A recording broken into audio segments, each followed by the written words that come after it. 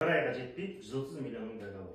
Құрметті достар, әрдайым дұрыс нәрсе айтып, дұрыс нәрсені көрсетіп, бір өзінің пайдасы халыққа тиетін дүниелерді ұсыныс жасап жүруге тырысамын. Қасымда отырған Азамат Серікұлы деген азамат, өзіміздің бауырымыз.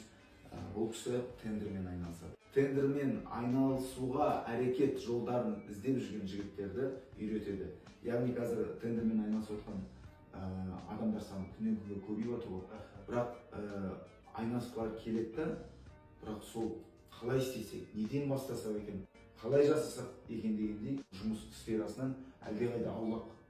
Жалпы соның бәрін өздеріңіз үйретесіздер ғой, өздеріңіз көрсетесіздер. Сіз өзіңіз жалпы 8 жыл осы сферада жүрсіз. 8 жыл. Жақсы табыс тауып алсыз. 5 жыл оқыту орталығын ашып жұмыс жасап жүрміз. Енді айына кемінде 200 миллион, пик кезінде одан да жоғары тендерлер аламыз. Енді 5 жыл нарықта жүргеннен кейін, енді новичоктан бастап, іскер маманға дейін өткіземіз өзімізді. Және СТКЗ индустриалды деген сертификат бар, мемлекетке сату жолы болғаннан кейін өндірушілерге де керемет біздің сыйлығымыз бар. Яғни оларды тікелей мемлекетке сатыратын жол ашып береміз.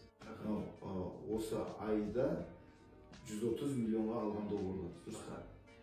Бұл мебель саласы бойынша біз енді өзіміз өндіруші болғаннан кейін осыны мемлекетке бір көзден сату жолын ашып отырмыз.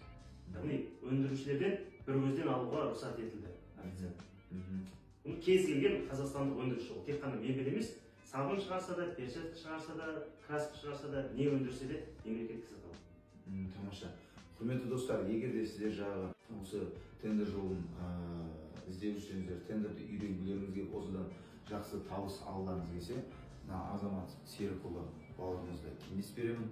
Өздеріңіздің жағын комментарий дейміз ғой, комментарийға номер телефонын жазып, өздеріңізді белгілеп қойыңыздар.